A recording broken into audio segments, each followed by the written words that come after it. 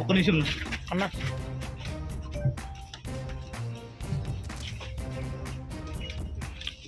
ఈరోజు రాయచోటి పట్టణంలో పెన్షన్లో భాగంగా దేశంలోని ఏ రాష్ట్రంలో కూడా 1వ తారీఖున జీతాలు పడతాయి, 1వ తారీఖున పెన్షన్లు వస్తే చంద్రబాబు నాయుడు గారి నాయకత్వంలో ఎప్పుడు ఎక్కడా లేని విధంగా 30వ తారీఖునే పొద్దున్నే 6 గంటల నుంచే పెన్షన్లు ఇవ్వడం జరుగుతూ ఉంది. కూటమి ప్రభుత్వం ఏర్పాటైన తర్వాత దిగ్విజయంగా 99.4% పెన్షన్లు ఇచ్చిన ఘనత కూడా చంద్రబాబు నాయుడు గారికి దక్కింది. ముఖ్యంగా పేదవాడి కోసం పనిచేస్తున్న ప్రభుత్వం సంక్షేమము అభివృద్ధి 2 కన్నులుగా చూస్తూ ఒక పక్కల సంక్షేమ కార్యక్రమాలు ఇస్తూ రెండో పక్కల అభివృద్ధి కూడా ఏ విధంగా చేస్తే ఈ రాష్ట్రం 20 సంవత్సరాలు ముందుకెళ్తుందో ఆ విధంగా ఈ 5 సంవత్సరాలు చేసేదానికి మా ప్రభుత్వం అలాగే మా ముఖ్యమంత్రి గారు కార్యాచరణ రూపకల్పన చేయడం జరుగుతూ ఉంది. ముఖ్యంగా గత 5 సంవత్సరాల్లో కేవలం సంక్షేమ పథకాలు ఇవ్వడం జరిగింది. అవి కూడా ఏదో ఒక పార్టీ వారికే దక్కేటివి.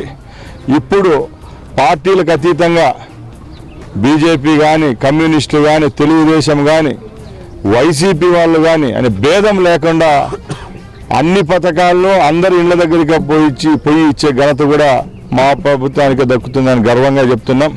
మన రాయచోటి విషయానికి వస్తే గత 3 సంవత్సరాల ముందు జిల్లా కేంద్రంగా రాయచోటిని ప్రకటించడం జరిగింది. ఆ తర్వాత రాయచోటిలో ఎక్కడా ఏ విధమైన అభివృద్ధి జరగలేదు.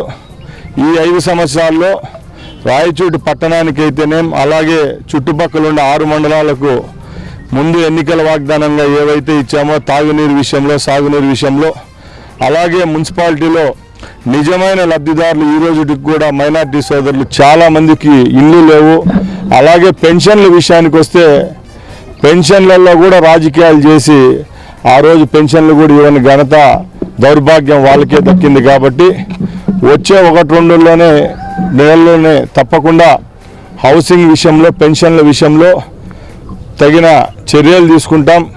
నిజంగా ఎవరైతే లబ్ధిదారులు ఉన్నారో వాళ్ళందరికీ వచ్చే 6-7 నెలల్లోనే ఇండ్లు, పెన్షన్లు దక్కే విధంగా చర్యలు తీసుకుంటామని గర్వంగా తెలియజేసుకుంటున్నా.